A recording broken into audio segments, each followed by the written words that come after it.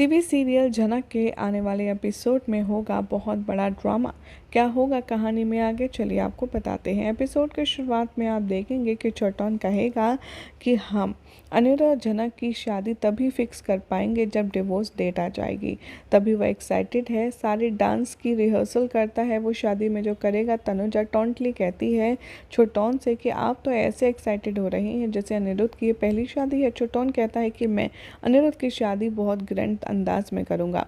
अनिरुद्ध कहता है कि लेकिन यहाँ पर कुछ लोगों ने इस घर को मेरे लिए नर्क बना दिया था, लेकिन हमेशा एंड में सच ही जीतता है। मृणाली यहाँ जनक को साइड ले जाती है। अगले दिन अनिरुद्ध और अर्शी कैफेटेरिया में मिलते हैं और डिस्कस करते हैं डिवोर्स को। अनिरुद्ध कहता है कि बोलो तुम क्या खाओगे, क्या ऑर्डर करूं। अर्शी कहती है कि मेरे पास खाने पीने का टाइम नहीं है।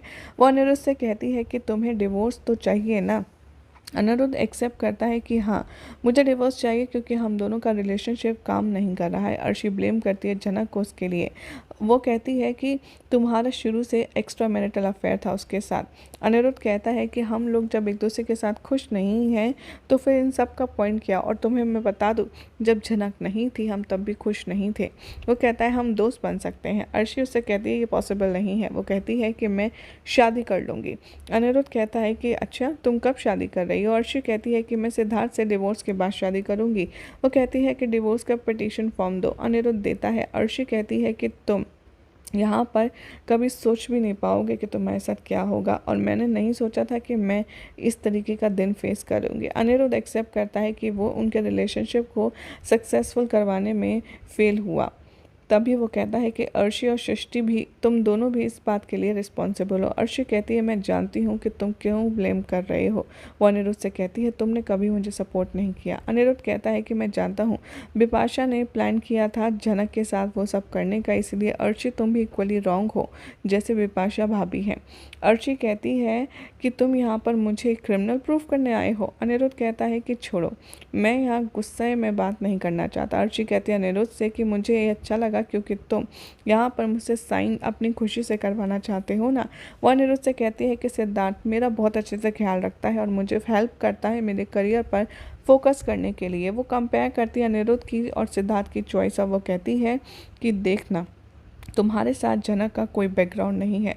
अनिरुद्ध कहता है जनक अर्शी का बैकग्राउंड सेम है क्योंकि तुम्हारा भी बैकग्राउंड वही है और सृष्टि तुम्हारी भी माँ है जैसे कि जनक की। वो अर्शी से कहता है कि तुम यहाँ पर चिंता मत करो, जनक अपने करियर में सपोर्ट करेगी और मेरी भी हेल्प करेगी, और तुम अर्शी और सिद्धार्थ की हेल्प से अपने करियर को ग्रो करना। वो ऐड करता है कि जनक हमेशा खुश रहेगी। अर्शी उसे कहती है कि अपना मुंह बंद रखो, मैं यहाँ पर तुम्हारी और जनक की गुड लाइफ एंजॉय या फिर डिस्कस करने नहीं आई हूँ।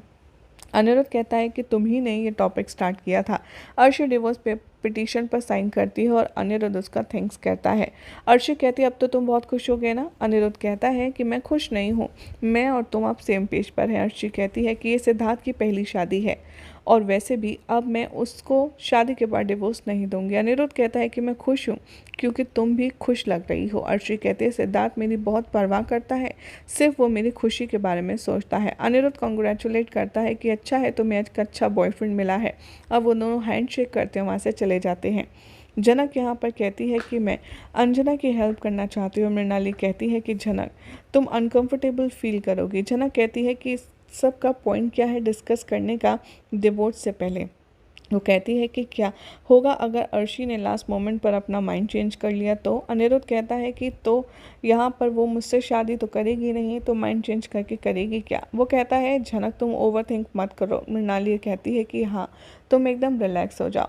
इधर बाद में आप देखेंगे कि जनक अप्पू से मिलने जाती है अनिरुद्ध के साथ। अप्पू टॉन्टिंगली कहती है जनक से कि फाइनली तुम्हें याद आ गई मेरी, और वो जनक से बात करने से मना कर देती है। हर कोई स्माइल करता है। अनुराधा अप्पू से कहती है कि तुम मेहमानों पर गुस्सा मत हो। अप्पू कहती है कि जनक अब हमारी फैमिली मेम्बर होने वाली है। जनक यहाँ पर सॉरी कहती है अप्पू को। अप्पू कहती है अनिरुद्ध और जनक से फाइनली तुम दोनों की शादी हो रही है।